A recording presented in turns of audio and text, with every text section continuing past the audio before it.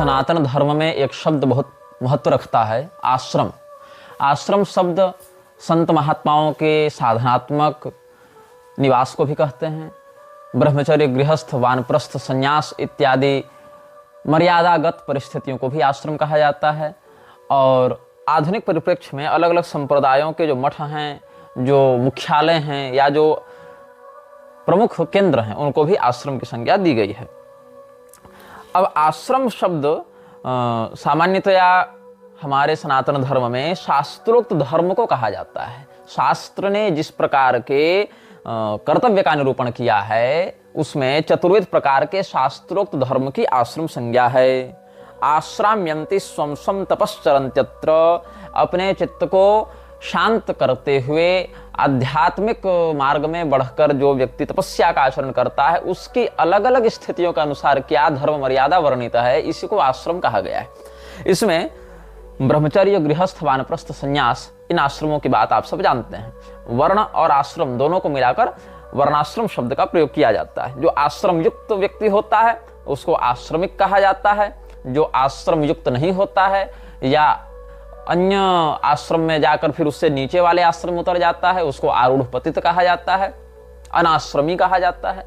तो आश्रमिक और अनाश्रमी ये दोनों शब्द सनातन धर्म में धर्म संगत मर्यादा का पालन करने वाले के लिए और उसके विरुद्ध जाने वाले के लिए प्रयुक्त होते हैं। लेकिन अब क्या हुआ, आश्रमों के नाम पर बनने लगे होटल, आश्रमों के नाम पर बनने लगे डेरे, और इन डेरों में पनपने लगा व्यभिचार, पाखंड, सनातन धर्म को विकृत करने वाले गिरोह। बहुत से डेरे हरियाणा में, पंजाब में, गुजरात में, राजस्थान में और इन क्षेत्रों के लोगों से प्रभावित संस्थाओं के माध्यम से विकसित हो रहे हैं, और जिनके पास कोई सैद्धांतिक बल नहीं, कोई धार्मिक शक्ति नहीं, कोई सांप्रदायिक परंपरा नहीं, केवल खड़े हो गए भोले भाले लोगों के बीच में अपनी मोहिनी वाणी को सत्संग, कीर्तन, नाम दीक्षा इत्यादि का एक आवरण दिखाते हुए स्वयं को संत के रूप में प्रस्तुत करते हुए ये लोग काल्पनिक मतों का प्रसारण करते हुए शुद्ध सनातनी व्यवस्था के विरुद्ध करके अपने कल्ट को बनाने में ध्यान देने लगे। इनमें भी एक संस्था का नाम मैं लेना चाहूंगा अभी इस वीडियो में, राधा स्वामी। अब राधा स्वामी वाले स्वयं को संत मत का बताते हैं। बहुत अर्वाचीन मत है, बहुत प्राचीन इतिहास नहीं है इसका, अर्वाचीन है। अर्वाचीन हो या प्राचीन हो वो तो अलग विषय हो गया। हालांकि प्राचीन में भी पाखंडियों का तो रहा ही ये दल। बौद्ध, जैन, चारवाक, अरहत, कालमुख, कापालिक, आजीवक ये शब्द प्राचीन है, किंतु क्या श्रुति स्मृति पुराणागम सम्मत हैं? नहीं है। तो प्राचीन अर्वाचीन की बात नहीं, बात शास्त्रीयता की है। किंतु इनमें जो पक्ष पाखंड का है वो तो प्राचीन भी नहीं है, ये तो नितांत ही अर्वाचीन है। तो प्रारंभ में इन लोगों ने क्या किया, सनातन धर्म के ऐसे लोगों को टारगेट करना आरंभ किया जो पढ़े लिखे नहीं थे लेकिन धनाढ्य थे, मतलब जमींदारी थी, अच्छे पैसे वाले थे, लेकिन सनातन धर्म के विषय में उनकी बौद्धिकता उतनी दृढ़ नहीं थी। तो संत का वेश बनाकर एक सफेद वस्त्र पहन लिया, कहीं पर कोई पगड़ी बांध ली, कोई फकीर के समान, जैसे सूफी लोग घूमते हैं वैसे सूफी फकीरों का वेश बनाकर, और ये सारे गैर ब्राह्मण स्वयं को ब्राह्मणों के समान धर्मगुरु का महत्व देने के लिए निकल पड़े, इन लोगों को ठगने के लिए। और धीरे धीरे करके इनकी संपत्तियों पर कब्जा करने लगे कि तुम हमको दान दो। क्या करेंगे बाबा दान लेकर? तो बाबा भजन करेंगे। बाबा क्या करेंगे? बाबा कोई वहां बिजनेस थोड़ी करेंगे, बाबा भजन करेंगे। अच्छा बाबा लो भजन करो, लो तुमको 1 एकड़ दे दिया, 2 एकड़ दे दिया, हमारी हैसियत 10 एकड़ की है 10 एकड़ दे दिया, 100 एकड़ की है 100 एकड़ दे दिया। तो इस प्रकार से बन गया आश्रम। आश्रम में घेराबंदी कर दी गई, बोर्ड लगा दिया गया कि सत्संग करेंगे। राधा स्वामी सत्संग व्यास बन गए।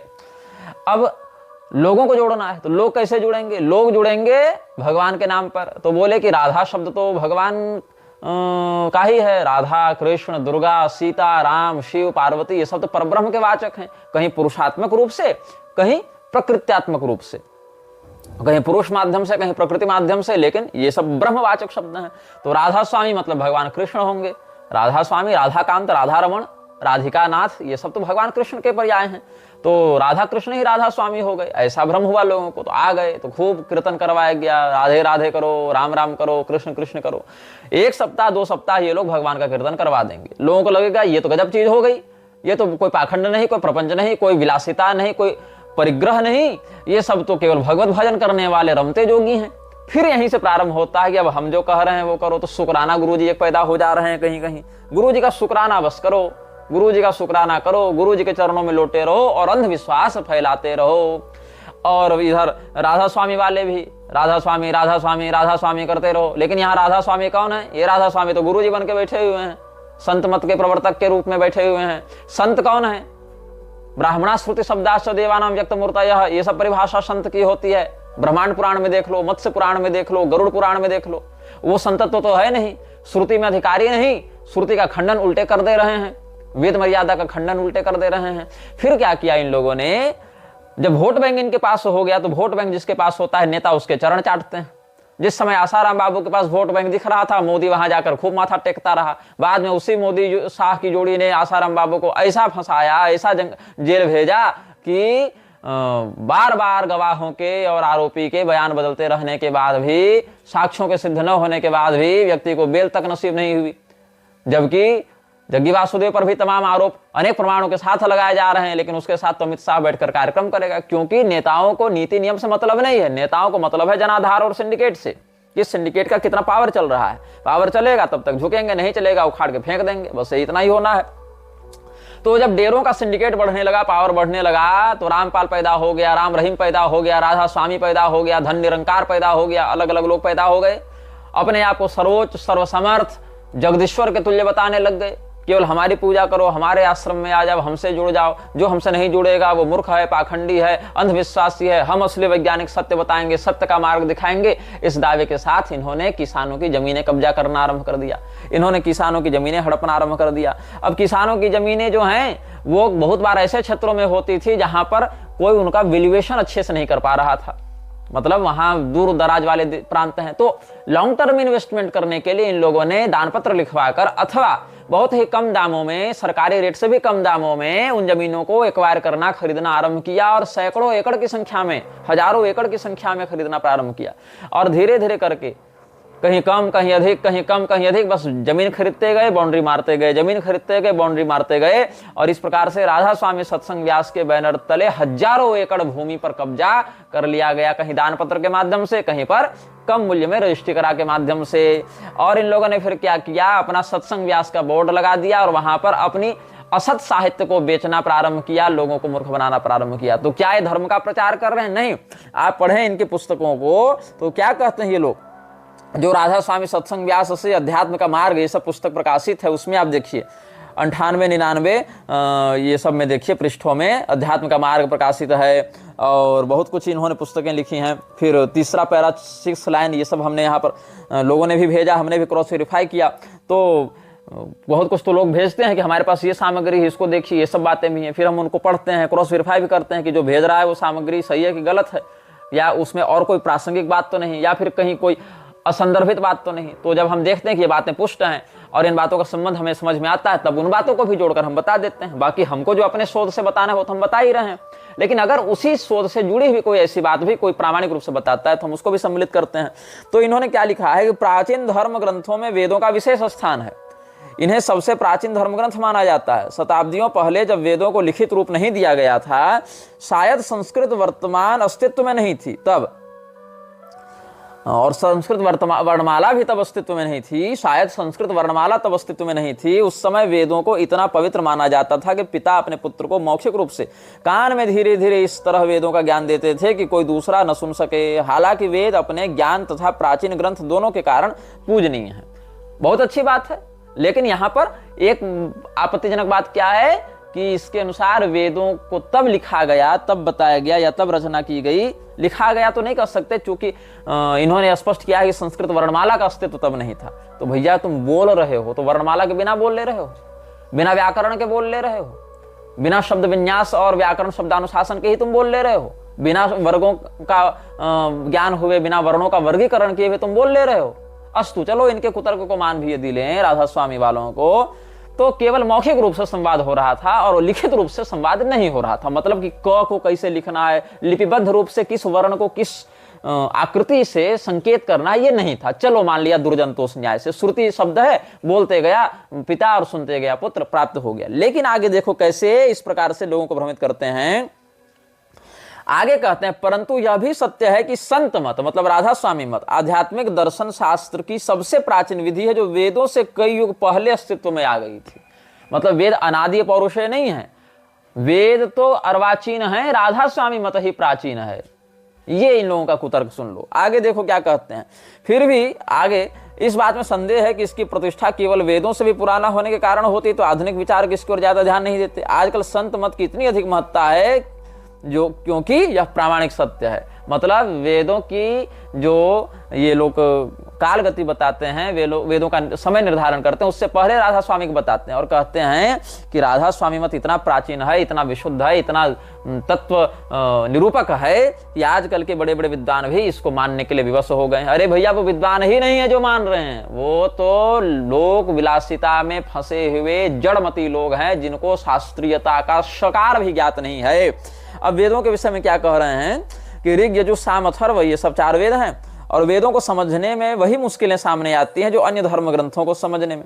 अब यह निश्चित करना कठिन है कि इनके मूल रूप में क्या लिखा है, आगामी शताब्दियों में इनमें वेदों में क्या जोड़ा गया और क्या वास्तविक था। पिछली शताब्दियों में, कई शताब्दियों में उसमें बहुत कुछ जोड़कर उनमें फेर बदल कर दिया गया। मतलब इसके अनुसार क्या है कि वेद तो बाद में लिखे गए, राधा स्वामी मत पहले था, लेकिन बाद में जो वेद लिखे गए उसमें भी जो एक पहला एडिशन निकला होगा ऋषियों के द्वारा, वो भी विशुद्ध अब हमको प्राप्त नहीं होता, बल्कि उसमें भी जोड़ जोड़कर अपनी बातें डाल दी गई हैं लोगों के द्वारा। तो ये कितना असांप्रदायिक और अपसिद्धांतगत विषय ये लोग प्रसारित कर रहे हैं। फिर क्या कहते हैं, दुर्भाग्यवश इस ज्ञान में ऐसा भी जोड़ दिया गया, दुर्भाग्यवश इस ज्ञान में ऐसा भी जोड़ दिया गया जो आध्यात्मिक उन्नति में सहायक नहीं। वेद उन लोगों के लिए लिखे गए थे जो आध्यात्मिक रूप से ज्यादा उन्नत नहीं थे। मतलब ऋषियों ने जब वेद लिखा तो उन लोगों के लिए लिखा जो मंदबुद्धि हुआ करते थे, इनके अनुसार, जो आध्यात्मिक रूप से उन्नत नहीं थे, ऐसा ये लोग दावा कर रहे हैं। आध्यात्मिक सत्य को स्पष्ट करने के लिए इन लोगों को मानवीय संबंधों को उदाहरण देना जरूरी था। अगर हमारे पास ऋषियों के श्लोक भौतिक, मतलब यहाँ पर लिखित होगा, भौतिक व शुद्ध रूप में होते तो निस्संदेह आज हमारे पास मनोहर आध्यात्मिक साहित्य होता। वेद बड़े स्पष्ट रूप से शब्द धुन के बारे में बताते हैं। वेदों में इसे नाद कहा गया है।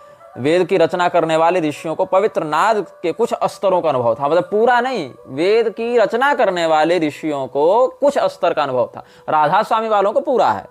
अब वेद और ये सब को, उपनिषद, गीता, ये सब को पढ़ने के लिए किन विद्वानों का आश्रय लेना चाहिए? तो कहता है वेद पढ़ने के लिए मैक्स मुलर की टीका पढ़ो, वेद समझने के लिए मैक्स मुलर के विषय में ये लोग कहते हैं कि मैक्स मुलर को पढ़ने वाले विद्वान हैं। मैक्स मुलर जो हैं, जो वेद पढ़ने वाले विद्वान हैं, वो मैक्स मुलर को पढ़ा करें।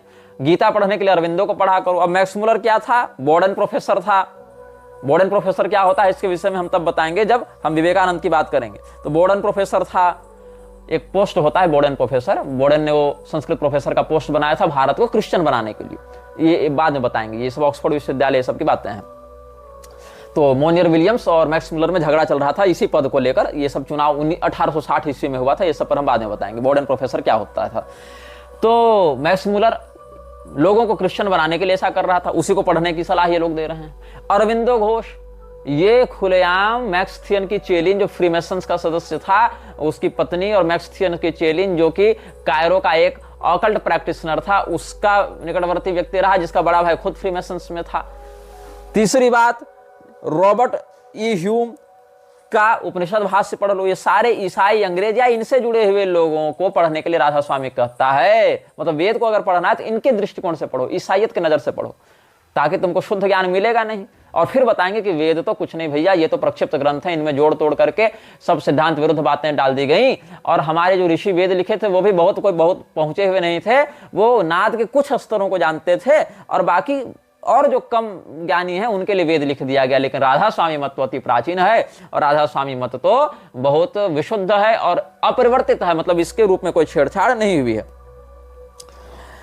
यही सब उपनिषदों का अनुवाद, ये सब जो है वो जो रॉबर्ट ह्यूम ने किया है, उसको ध्यानपूर्वक अध्ययन करना चाहिए उन लोगों के द्वारा जो उपनिषद के मर्म को जानना चाहते हैं। और जो षट संपत्ति की बात है शंकराचार्य जी के संप्रदाय में, उसमें षट संपत्ति के विषय में आप तब समझेंगे जब साधन चतुष्टय का, शम दम तितिक्षा उप्रति वैराग्य मुमुक्षत्व, ये सब जो विषय वहां पर पढ़ने में आएंगे, साधन चतुष्टय, इसके विषय में आप गूगल में सर्च करके सामान्य बातों को जान सकते हैं। उसमें अच्छे अच्छे लेख विद्वानों के आपको प्राप्त हो जाएंगे। षट संपत्ति, षडूर्मी संचय और या साधन चतुष्टय, इन सब विषयों में आप जान जाएंगे। तो ये कहता है मत वाला ये लोग कि हम इस बात पर बल देते हैं कि केवल ज्ञान से मुक्ति की प्राप्ति नहीं होती। ऋते ज्ञानान न मुक्ति वाला जो विषय है, या ज्ञानात् संजायते मुक्ति ही, ये सब शास्त्रीय विषय, श्रुति स्मृति पुराणागम सम्मत विषय ये लोग नहीं मानते हैं। राधा स्वामी की शरण में आने से मुक्ति हो जाएगी ना, ज्ञान से कैसे हो जाएगी इन लोगों को। और कहा हम प्रणव ओंकार से भी अधिक शब्दों को अपने पास रखते हैं, ब्रह्मलोक से भी आगे की बात रखते हैं, करते हैं। तो मुमुक्षत्व जो है वही थोड़ा काम का विषय है, बाकी तो सब बेकार है। शम दम तितिक्षा सहनशीलता सब बेकार है, केवल मोक्ष की कामना सही है, लेकिन मोक्ष भी ज्ञान से प्राप्त होता है, ये बात गलत है। ये राधा स्वामी वाले कुतर्क कर रहे हैं, और ऐसे कुतर्कों से भरे हुए इनके बहुत से साहित्य और बहुत से उपदेश आपको यूट्यूब पर भी प्राप्त हो जाएंगे। तो ये लोग भूमाफिया हैं, ये लोग कोई संप्रदाय नहीं, कोई सत्संगी नहीं, कोई संत मत नहीं, ये लोग भूमाफिया हैं जो भोले भाले लोगों को मूर्ख बनाकर, उनको वैदिक मर्यादा के विरुद्ध भड़काकर ईसाइयत और अंग्रेजियत के चश्मे से वेदों को विकृत करते हुए अपनी बकवास लोगों के मन में डालकर मृच्छराज के बल को बढ़ाने में लगे हुए हैं। ये इन लोगों का पाखंड इस प्रकार से हमने बताया। ब्रह्मा कुमारी भी ऐसी एक संस्था है जो लोगों से उनकी संपत्तियां हड़प लेती है। कैसे? उन लोगों को एक ज्योति का ध्यान करने के लिए कहती है। जैसा कि हम बता चुके हैं कि मृच्छराज भी अपने अनुयायियों को ज्योतिष स्वरूप का ही ध्यान करके अपने गुलाम के रूप में बदल देता है, अपने स्लेव के रूप में उनको कन्वर्ट कर लेता है, जिसका उनको पता भी नहीं चलता कि हम वस्तुतः किस एंटिटी के गिरफ्त में आ चुके हैं। तो जैसे ऐवास ने एलिस्टर क्रॉली को अपने वश में कर रखा था, उसको प्रोसेस कर रखा था, वैसे ही ऐसे ही मृक्षराज की पैशाचिक शक्तियों ने परम शिव की आड़ में, शिव तत्व की आड़ में लेख राज जो कृपाणी था इनका, जो ब्रह्मा बाबा के नाम से ये लोग बाद में बोलने लगे थे, उस ब्रह्मा बाबा को प्रोसेस कर रखा था वो पैशाचिक तत्व। जैसे मैंने बताया आपको, मेरे परिचय में एक अग्रवाल बंधु हैं जो छत्तीसगढ़ के रहने वाले हैं, भाजपा के क्षेत्रीय नेता भी रह चुके हैं, अभी पता नहीं है कि नहीं। उनको भी एक ऐसा ही ब्रह्म राक्षस आता था, और जब वो अपनी पूजा पाठ में लगे रहते थे तो ब्रह्म राक्षस उनसे संवाद करता था। जब आंख खोलते थे तो वो ब्रह्म राक्षस गायब हो जाता था, आंखें बंद करने पर तो दिखेगा ही नहीं, लेकिन जब आंखों को अधखुली रखा करते थे तो वो दिखता था थोड़ा थोड़ा, उसका एक आकृति का अनुभव ये करते थे, उसकी आकृति का। तो इन्होंने 10-5 दिन ऐसा अनुभव किया, सिहरन भी हो और अजीब सा भी लगे। तो इन्होंने पूछा आप कौन हैं? तो उन्होंने कहा मैं साक्षात शिव हूँ, मैं शंकर हूँ, महादेव हूँ, तुम्हारी साधना से प्रसन्न होकर, तुम्हारी भक्ति से प्रसन्न होकर आया हूँ। तो फिर पूछा इन्होंने, वो अभी जीवित हैं, स्वस्थ हैं, बहुत ज़्यादा उम्र के नहीं हैं, वो अभी युवा हैं। तो उन्होंने फिर बताया कि जो उनसे हमारी भेंट हुई थी एक बार, उन्होंने फेसबुक व्हाट्सएप के माध्यम से हमारे मीडिया प्रभारी से संपर्क किया था कि हम बहुत बड़ी संकट में हैं, मुसीबत में हैं, तो गुरुजी से मिलना है, कुछ समाधान चाहिए। तो हमने कहा ठीक है, हम उस रास्ते से गुजर रहे होंगे कभी, तो आपसे कहीं रास्ते पर मिल लेंगे। तो फिर हम बिलासपुर स्टेशन से, हमको ट्रेन पकड़ कर कहीं जाना था, तो स्टेशन से ही हमने कहा कि उनको बुला लो। उनके घर से कुछ दूर था वो स्थान, तो फिर वहाँ से वो आ गए थे मिलने के लिए। तो जो अग्रवाल जी हैं उन्होंने बताया कि नेत्रों को आधा बंद रखने पर और आधा खुला रखने पर वो दिखता था। उसने अपना परिचय महादेव के रूप में दिया, तो कहा कि मैं ही तुम्हारा गुरु हूं और मैं ही तुम्हारा इष्ट हूं, तो हमारे बताए मार्गदर्शन का तुम प्रयोग करो। और धीरे धीरे करके इनको बहुत कुछ बातें वो बिजनेस के बारे में बताता था, जिससे उनको काफी लाभ होने लगा, बहुत पैसा भी आने लगा, बहुत प्रतिष्ठा भी प्राप्त होने लगी। लेकिन कहीं ना कहीं वो टोकन ले रहा था अपना, जो इनकी मानसिक शांति थी, शारीरिक स्वास्थ्य था, घरेलू शांति थी, सबको टोकन लेने लगा, बहुत कष्ट होने लगा। बाद में धीरे धीरे इनको समझ में आया, एक और उन्होंने किसी तांत्रिक से संपर्क किया था, 1-2 साधकों से, हमने उनको कहा कि उनसे जाकर मिल लेना। इस प्रकार से उसी समय उनके जो परिचित लोग थे उनसे फिर भगवती का एक प्रयोग हमने दिया उनको, भगवती का प्रयोग कर दिया, त्रिपुरा रहस्य का प्रयोग, और कहा कि इसको आप इस विधि से करेंगे इतने दिनों तक। प्रतिदिन वो करते थे, लेकिन जिस दिन उसका अंतिम दिन था उससे 1 दिन पहले ये भूल गए और सो गए, करना ही भूल गए। फिर इनको दोबारा वो अटैक किया। ऐसे बहुत से हुई बातें, और 1-2 साल पहले की ही बातें हैं, बहुत पुरानी बातें नहीं हैं। तो उस ब्रह्मराक्षस ने, वो ब्रह्मराक्षस था, वो कोई देवता नहीं था, लेकिन लोगों को भटकाने के लिए वो ब्रह्मराक्षस का वैसा महादेव हूँ ऐसा भ्रम करते हुए प्रोसेस करता था। वैसे ही लेखराज कृपलानी का भी हाल हो गया। तो ये जो ब्रह्मा कुमारी वाले हैं, इन लोगों ने सबसे पहले अपना नाम रखा था क्या? ओम मंडली। तो हमारे पास डेली मेल का जो पत्र है, अखबार डेली मेल, उसका 5 जुलाई 1939 ईस्वी का एडिशन है डेली मेल का। वहां पर एक टाइटल छपा है, 100 girls refuse to marry, the Om Mandali celibacy cult which forbids girl disciples to marry and induces wives to leave their husbands. flared up against in Karachi yesterday when it was said that in spite of government measures, more than 100 girls have resumed the cult and refused to leave two houses there. Already property in Hyderabad has been confiscated from the founder, 44 years Bhai Lekhraj, who has sworn to emulate Krishna, the Hindu deity, who had 16,000 women votaries. Lekhraj has now bought 5 buses. It is thought that he may be trying to develop the cult by moving from place to place. जो लेखराज क्या कर रहा था उस समय, महिलाओं को उनके घरों से तोड़ तोड़ कर बाहर ले जा रहा था। कहा कि कृष्ण भगवान 16,000 विवाह किए थे, हम भी टक्कर के आदमी हैं, हम कोई कम है क्या? और 100 लड़कियों का यहाँ समाचार छपा है जिन्होंने विवाह करने से मना कर दिया कथित ब्रह्मचर्य संगठन को ज्वाइन करने के कारण। और जो महिलाएं विवाह कर चुकी हैं वो भी अपने पति को छोड़कर भाग जावे, हमारे संगठन में आ जावे, ऐसा ये लोग कह रहे थे। और 5 बसें भी उसने खरीद रखी थी ताकि अगर किसी संकट की स्थिति में हम लोग को माइग्रेट करना पड़े तो हम लोग माइग्रेट कर सकें। डेली मिरर जो है ना, गेराल्डाइन हाउस, रॉल्स बिल्डिंग, फैटर लेन, EC4, यहां से हम एक डेली मिरर से बता रहे हैं, ओम मंडली को लव सेंचुरी की उपाधि दी गई थी, जो बहुत सी लड़कियों को अपने ओर आकर्षित करके उनको कथित ब्रह्मचर्य के नाम पर पता नहीं क्या करवा रहे थे लोग पिशाच पूजकों के द्वारा। The government of Sindh yesterday banned the well known Hindu Om Mandali CLBC institution after receiving the report of a special tribunal appointed to investigate the institution's activities. एक स्पेशल ट्रिब्यून बैठाया गया था इन लोगों की जांच करने के लिए, तो ओम मंडली को बैन किया गया था। यही ओम मंडली को रिब्रांड करके ब्रह्मा कुमारी के नाम से इन लोगों ने लॉन्च किया। ओम मंडली was founded 3 years ago in Hyderabad by Dada Lekhraj, a wealthy merchant, to propagate the virtue of celibacy and give expression to the growing revolt against the Hindu idol of marriage, whereby the wife is merely the husband's chattel. The society had about 400 members, including many beautiful young girls. Wives discontented with their husbands fled to the Om Mandali headquarters to such an extent that last August, irate husbands left stand picketed the building for several days. Police then took action and began to investigate alleged orgies going on inside.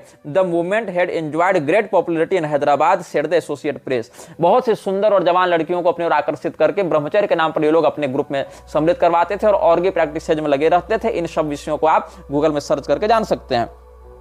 और फिर बहुत सी जब अपने पति से नाखुश महिलाएं, असंतुष्ट महिलाएं भागने लगी पतियों को छोड़ छोड़कर और ओम मंडली ज्वाइन करने लगी, तब जब पुरुषों ने इन लोगों के हेडक्वार्टर पर आक्रमण किया था, फिर पुलिस के संज्ञान में सब बातें आई, तब उन लोगों ने एक्शन लेकर इसको वहां पर बैन करवाया था। और ये संख्या जिस समय छपा था समाचार, उस समय 400 महिलाएं थी। लेकिन 13 मार्च 1939 ईस्वी को डेली मेल ने क्या छापा? Wives have left their husbands and young girls have refused to marry. Karachi से छपा था, संडे था उस दिन, 13 मार्च 1939 को ये। तो 5000 fight women's cult, 5000 angry husbands, parents and guardians yesterday marched on the Sindh government secretariat in protest against the activities of the Om Mandali celibacy cult here. The cult has aroused fierce indignation by including young girls to refuse to marry and wives to leave their husbands. A clash seemed inevitable as the march has been harmed by the government. The crowd, led by crippled Hindu leader Baswani in a wheelchair, came face to face with a cordon of police. Then the Minister of Public Works, Mr. Wazirani, intervened. He gave a written guarantee that the government would order the cult to discontinue certain practices. The crowd dispersed. Founder of the cult is handsome 44 years old Bhai Lekhraj, against whom charges of kidnapping are being heard in the magistrate's court. Om Radhe, his pretty daughter-in-law and president of the Om Mandali Society, is charged with abetting him. The cult was started 2 years ago in Hyderabad, but was driven from there by an organized campaign of opposition and murder threats. लड़कियों को kidnap करने, उनके साथ व्यभिचार करने इत्यादि का, और घरों की महिलाओं को अपने पतियों के, अपने पिताओं के विद्रोह के साथ सुखी वैवाहिक जीवन को तोड़कर या उनकी वासनाओं को अनुचित रूप से उत्तेजित करते हुए, या छोटी उम्र की कुंवारी लड़कियों को या सुंदर जो जवान नवयुवतियां उनको अपने गल्ट में अलग अलग सम्मोहक विद्याओं का प्रयोग करके ये लोग बुलाते थे और उनसे अनैतिक कार्यों को करवाते थे। ये जो है डेली मेल का हमने आपको पढ़कर सुनाया। अब ये एक और आप देखेंगे दैनिक देशबंधु में भी ये छपा था। एक देशबंधु जो है साप्ताहिक देशबंधु छपती थी, उसका आप एक एडिशन मेरे पास है 11 दिसंबर 1976 का, उसमें भी एक यही बात छपी है। ब्रह्मा कुमारी आरती भारद्वाज क्षेत्र प्रभारी बन गई थी उस समय। दोनों मिलकर पूरे मध्य प्रदेश में अपना साम्राज्य स्थापित करने का प्रयास कर रहे हैं। इन्हीं प्रयासों के तहत भोपाल क्षेत्र के अधीन संचालित सेवा केंद्रों को बंद कराने के लिए वहां कार्यरत प्रभारियों को डराने धमकाने का काम जारी है। यदि ये सेवा केंद्र बंद हो जाते हैं तो इंदौर के केंद्र खोल दिए जाएंगे तथा ओम प्रकाश का साम्राज्य फैलता जाएगा। इस पूरे प्रकरण में सवाल यही उठता है कि सारे विवाद से वाकिफ होने के बाद संस्था की प्रमुख प्रशासिका प्रकाश मणि जी खामोश असहाय क्यों है? क्योंकि यहाँ लड़कियों को बुला बुलाकर ये सब तरह तरह के गलत काम करवाते थे, जिसके सबूत आज भी आपको यूट्यूब पर सैकड़ों वीडियो में मिल जाएंगे। कैसे लोगों की प्रॉपर्टी को छीनकर, कैसे छोटी उम्र की लड़कियों को, नाबालिगों को, सुंदर लड़कियों को अध्यात्म, मेडिटेशन, ज्योति ध्यान इत्यादि, राजयोग इत्यादि के माध्यम से ये लोग अपने ग्रुप में, अपने गैंग में सम्मिलित कर लेते हैं। और दुर्भाग्य से भारत के राष्ट्रपति पद पर बैठी महिलाएं भी इस संस्था के दुष्प्रभाव में आकर इनको प्रमोट करने में, इनको ग्लोरीफाई करने में लगी रहती हैं। तो क्या हुआ कि वहां तो माफिया कल्ट चल रहा है, कार्टल चल रहा है, तो कार्टल पर जिसका दबदबा रहेगा वहीं पर राज उसका चलेगा। तो इसीलिए कहा गया है, यह शायद बहुत कम लोगों को पता होगा कि ब्रह्मा कुमारी संस्था पंजीकृत संस्था नहीं है, यानी ब्रह्मा कुमारी प्रजापिता विश्वविद्यालय के नाम से संस्था संचालित करने के लिए मुख्यालय की अनुमति आवश्यक नहीं। यही वजह है कि मुख्य प्रशासिका यदि ओम प्रकाश शर्मा को संस्था से निष्कासित करती हैं तो वे अपनी स्वयं की संस्था इसी नाम से चला लेंगे। आरती भारद्वाज और ओम प्रकाश मिलकर ब्रह्मा कुमारी को उसका जो मुख्य जो हाई टेबल था ब्रह्मा कुमारी में, उससे विद्रोह करके अपना एक अलग सिंडिकेट चलाने लगे थे। इसी पर यह समाचार छपा है। इस विवाद में मुख्य प्रशासिका का धर्म संकट यही है कि चंद ब्रह्मा कुमारियों का पक्ष लेकर वे ओम प्रकाश शर्मा के अधीन बसे साम्राज्य को अपने हाथ से जाने नहीं देना चाहती। भले ही ब्रह्मा कुमारियों को शिकायत कितनी भी सही हो, वर्तमान में स्थिति यह है कि ब्रह्मा कुमारी संस्था पर जिसका जोर चलेगा वही काबिज रहेगा, जिससे यह सब गंवारा नहीं, वे अपनी राह बदल सकते हैं।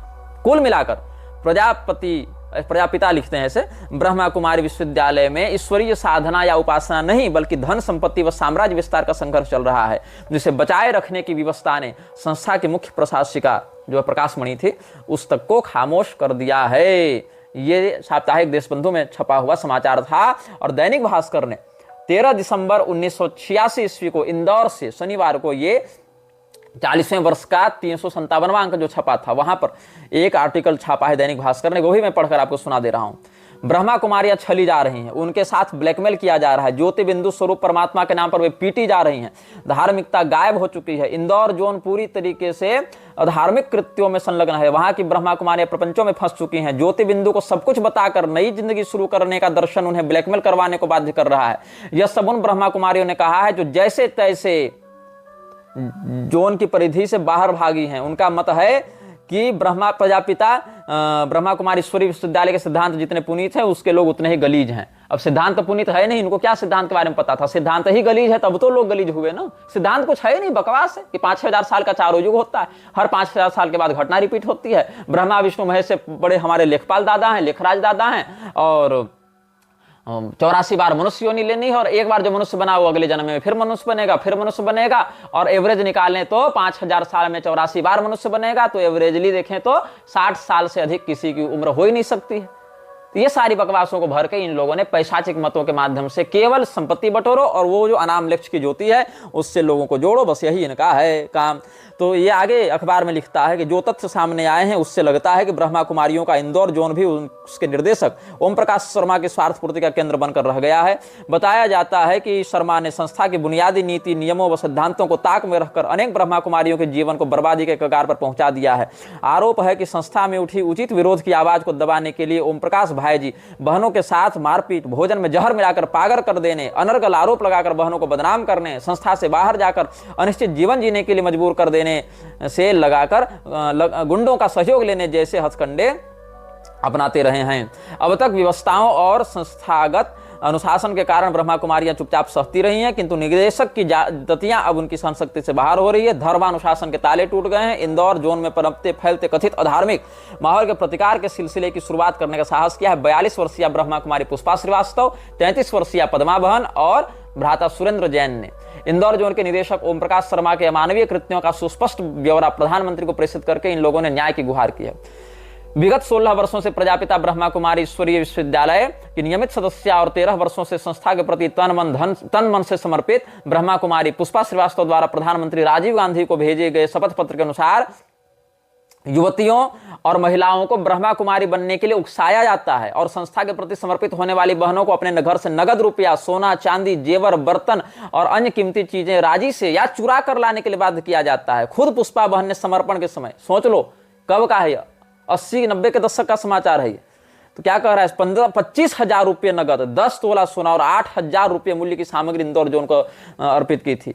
धन व अन्य संपदा लेते समय आश्वासन दिया जाता है कि विपत्ति काल में या जरूरत पड़ने पर आपको वापस लौटा दिया जाएगा। तब तक इस धन का विस्तार ईश्वरीय संदेश के विस्तार तब तक इस धन का उपयोग ईश्वरीय संदेश के विस्तार हेतु किया जाएगा, किंतु बाद में आवश्यकता अनुसार मांग करने पर कुछ भी नहीं लौटाया जाता। बहने व भ्राता ऐसी दशा में कुछ नहीं कर सकते, क्योंकि धन लेते समय किसी भी प्रकार की रसीद अथवा प्रमाण पत्र नहीं दिया जाता। देखो गौर करना, आज भी ये सारा सिंडिकेट, ये जो माफिया कार्टल चला रहा है इन लोगों के द्वारा, उसका यही मोनोपोली का नियम रहा है, जो कि बहुत से अभी के भी ब्रह्मा कुमारी के चंगुल से भागे लोग सार्वजनिक रूप से व्यक्त करते रहे। यूट्यूब में बहुत से ऐसे इंटरव्यू आपको मिल जाएंगे।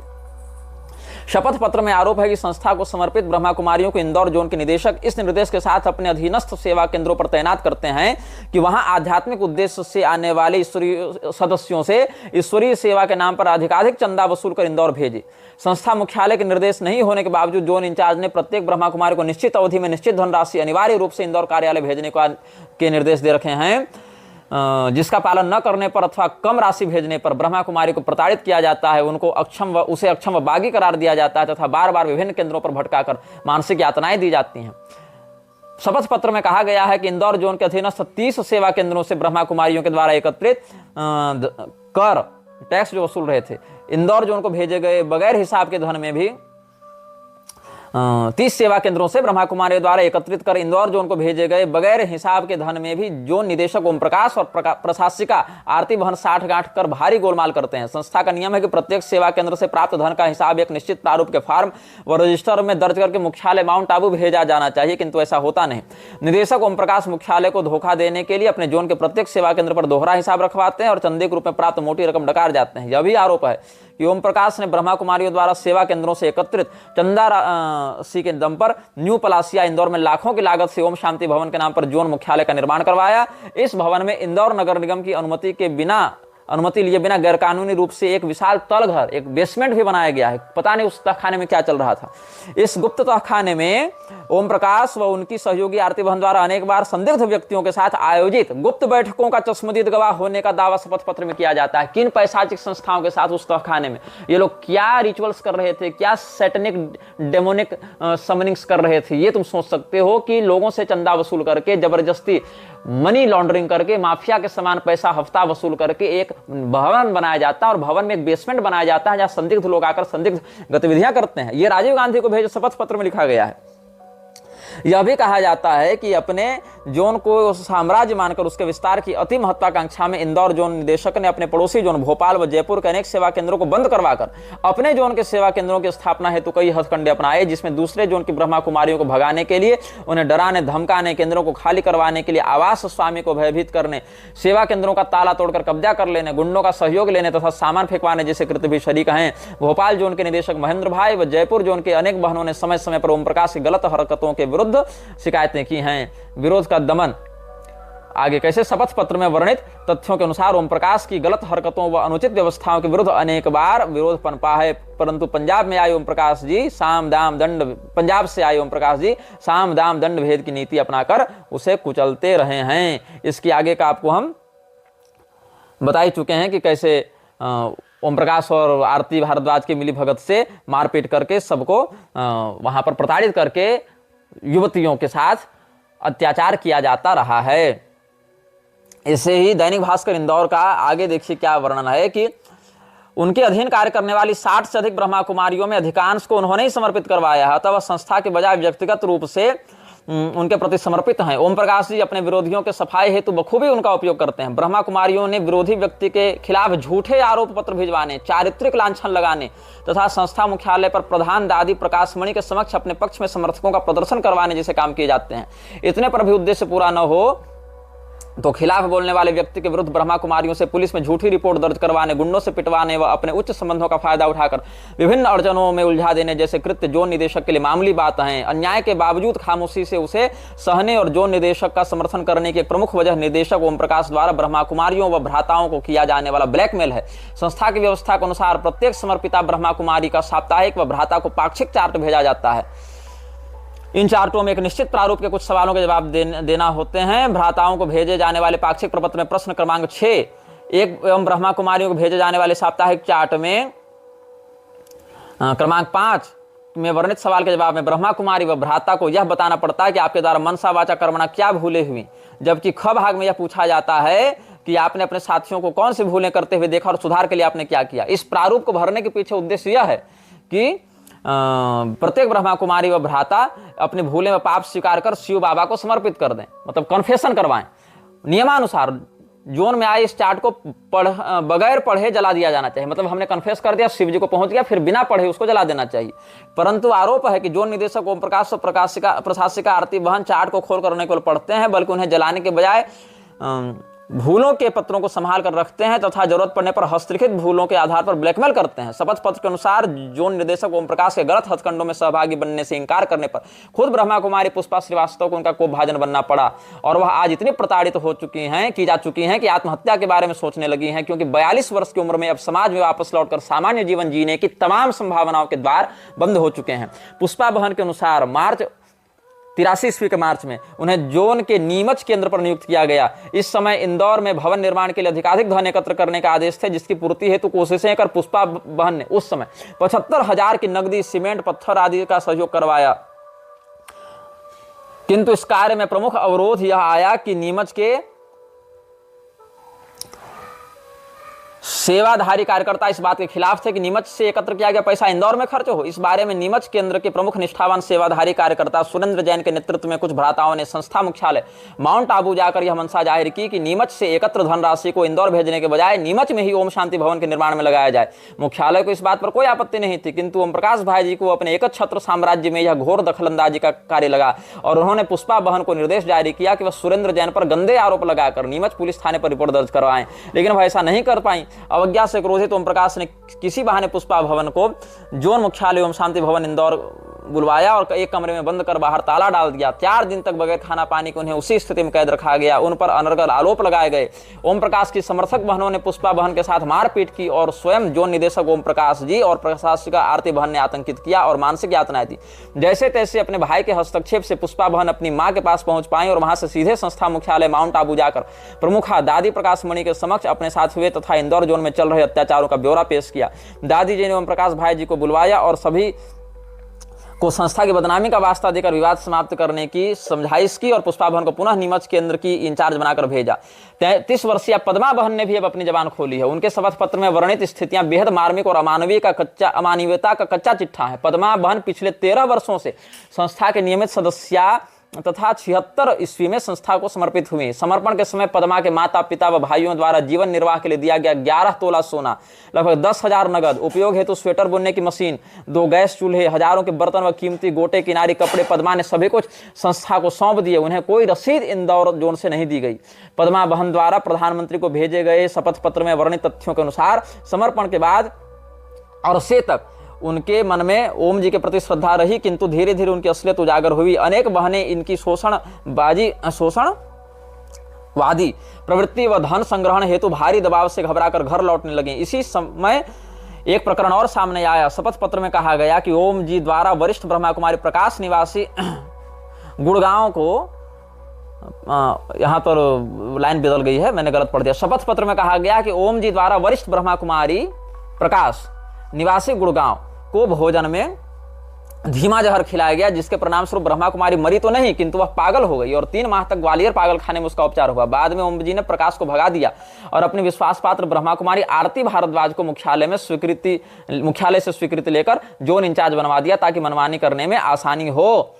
ब्रह्मा कुमारी पुष्पा श्रीवास्तव के शपथ पत्र में उल्लेख कई आरोपों की पुष्टि पद्मा बहन के शपथ पत्र से होती है। पद्मा बहन के अनुसार पुष्पा को कई दिनों तक ओम शांति भवन इंदौर में ताले में मतलब बंद करके भूखा प्यासा कैद रखा गया। इसके बाद 2 अक्टूबर 1985 को ओम जी ने ब्रह्मा बहन को एक पद्मा बहन को एक पुड़िया देकर उसे आटे में मिलाने और उसकी रोटी बनाकर पुष्पा को खिलाने के निर्देश दिए। जहर की आशंका के कारण पद्मा ने यह काम करने साफ मना कर दिया। इसके बाद मार्च 86 में पद्मा को पुनः ओम जी ने नीमच जाने तथा वहां के सेवा केंद्र पर कार्यरत पुष्पा बहन को मारने और त्रास देने को कहा, किंतु पद्मा ने फिर मना कर दिया। 2 बार आदेशों की अवहेलना के कारण ओम जी क्रुद्ध हो गए। पद्मा पर भी जुल्मों का सिलसिला शुरू हो गया और कई सेवा केंद्रों में इधर उधर भगाया गया, बदनामी के प्रयास किए गए, संस्था से निष्कासन की धमकी दी गई। तनाव के कारण पद्मा गंभीर रूप से बीमार हो गई, वैवाहिक जीवन जीने के योग्य न रहे और ऐसी व्यवस्था में संस्था में ही जुड़ी रहे। यह वाकया मई 84 का बताया गया है। अब पद्मा बहन के शपथ पत्र से यह तथ्य भी उजागर होता है कि मौका पड़ने पर ओम जी हर संपर्क का उपयोग अपने फायदे के लिए करते हैं। प्रलोभन व प्रताड़ना की नीति जब सुरेंद्र जैन को दबा नहीं पाई, तब ओम जी ने अलग रणनीति बनाई। इसके लिए मध्य प्रदेश के मुख्यमंत्री मोतीलाल वोरा के भाई गोविंद लाल वोरा का उपयोग किया। गोविंद लाल वोरा के ब्रह्मा कुमारी संस्थान से बेहद अच्छे संबंध हैं और वह रायपुर केंद्र की ब्रह्मा कुमारी कमला जी से बहुत प्रभावित है। अब तो रायपुर छत्तीसगढ़ की राजधानी बन गई, उस समय नहीं बना था। पद्मा के शपथ पत्र के अनुसार ओम जी ने कमला बहन को रायपुर से इंदौर बुलवाया और पद्मा की मौजूदगी में निम्न श्रेणी शिक्षक के पद पर कार्यरत सुरेंद्र जैन का स्थानांतरण नीमच से दूर दराज के क्षेत्र में कराने की योजना बनाई गई। तदनुसार गोविंदलाल बोरा के संबंधों का लाभ लेकर भ्राता सुरेंद्र जैन का स्थानांतरण नीमच से 150 किलोमीटर दूर बुधनिया करा दिया गया। सुरेंद्र जैन का कसूर यह था कि उन्होंने ओम जी द्वारा की जा रही अनियमितताओं, धन के घोटालों और बहनों के साथ हो रहे जुल्मों का सप्रमाण विवरण ब्रह्मा कुमारी आश्रम के मुख्यालय माउंट आबू में संस्था प्रमुख दादी प्रकाश वाणी तक पहुंचाया था।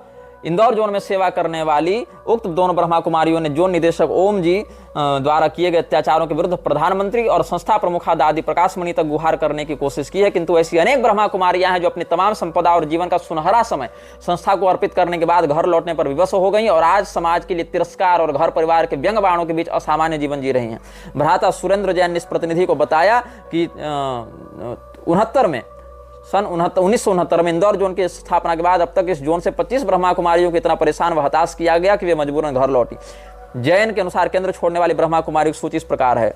ब्रह्मा कुमारी पद्मा जो गुड़गांव से थी, महू से थी, प्रकाश गुड़गांव से, सरोज जबलपुर से, उमा भी जबलपुर से, कमल भी जबलपुर से, कला इंदौर से, आशा पांचाल इंदौर से, अंजू इंदौर से, वसुंधरा इंदौर से, सुनीता इंदौर से, सरला इंदौर से, पूर्णिमा रायपुर से, तारिणी रायपुर से, सुमन रायपुर से, चंद्रा रायपुर से, दुर्गेश रायपुर से, प्रेमा रायगढ़ से, नीलम भिलाई से, चंद्रिका बिलासपुर से, सविता जबलपुर से, शिव कुमारी कोटा से, सीता बस्ती से, रायपुर वाली बस्ती से, और अखिलेश महू से, जागृति नीमच से और गीता इंदौर से। इस सूची में 1 वर्ष से लगाकर 20 वर्ष तक संस्था में पूर्णतः समर्पित रही ब्रह्मा कुमारियों के नाम शरीक हैं। सुरेंद्र जैन का कथन है कि अकेले एक जोन से 25 ब्रह्मा कुमारियों की घर वापसी इस तथ्य का प्रमाण है कि जोन निदेशक की व्यवस्थाएं असह्य और मानवीय गरिमाओं के प्रतिकूल हैं। इंदौर के सुप्रसिद्ध चिकित्सक डॉक्टर उषाकांत धोलकिया इंदौर जोन के स्थापना काल से ही संस्था से संबंध रहे हैं और वह भी निदेशक ओम जी के कथित कुकृत्यों के विरोध का परिणाम भोग चुके हैं। ये सब हमने आपको उसी समय के कंटेम्प्रेरी पेपर कटिंग्स से पढ़कर सुनाया है, समझाया है। आप सभी यह जान लें कि ये ब्रह्मा कुमारी कोई आध्यात्मिक संस्था है ही नहीं।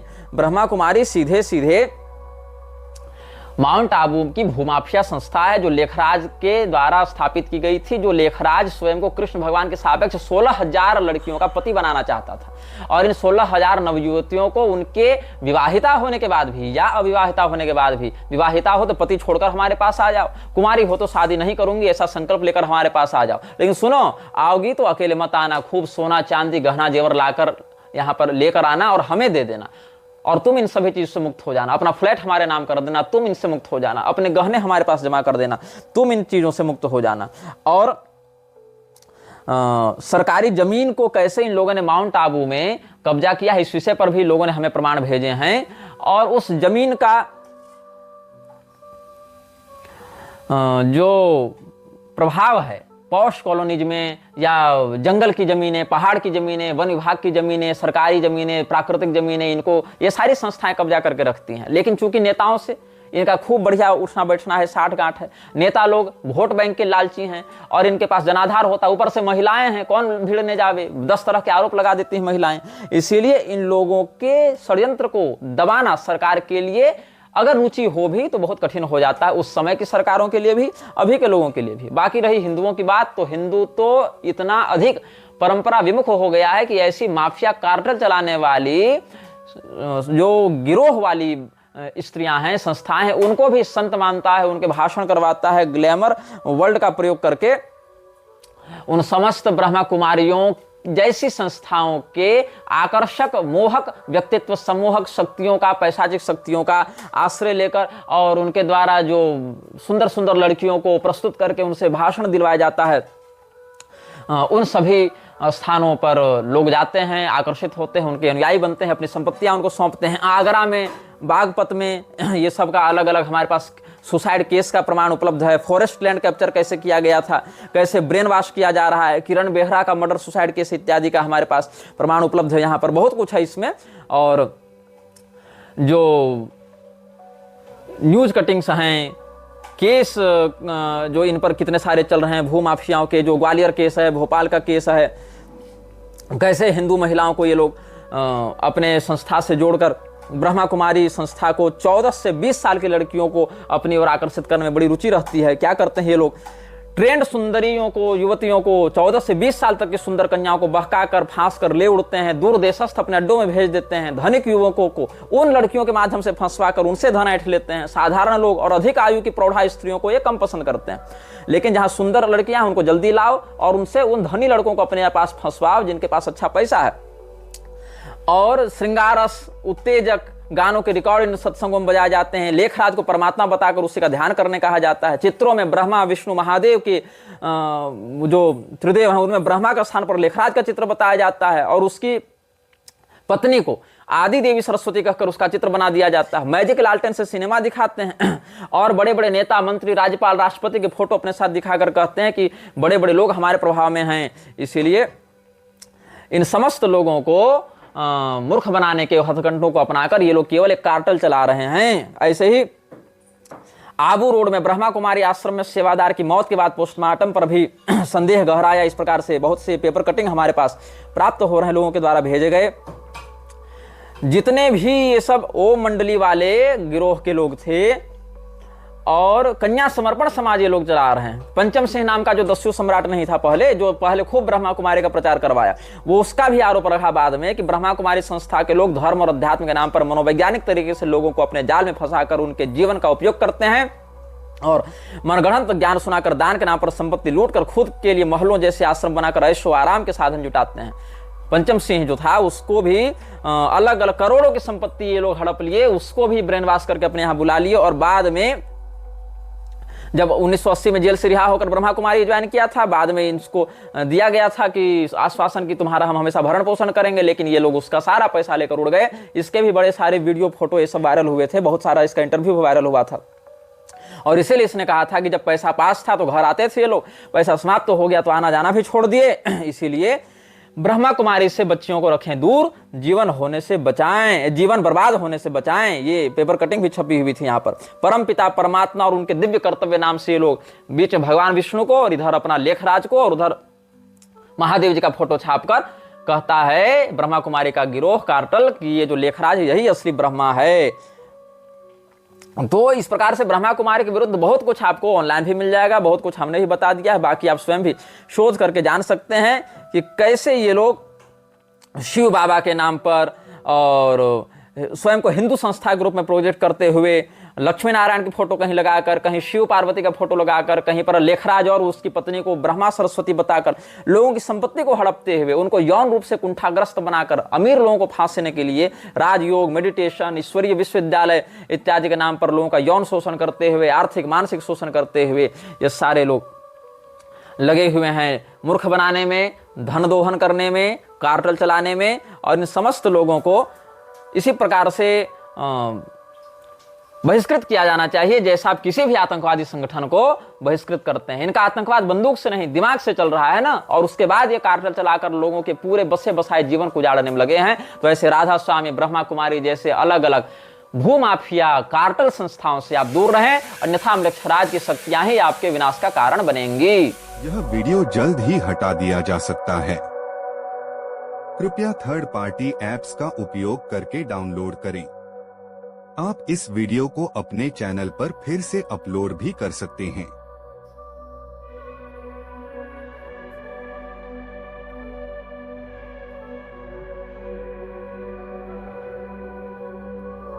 This video may get deleted soon.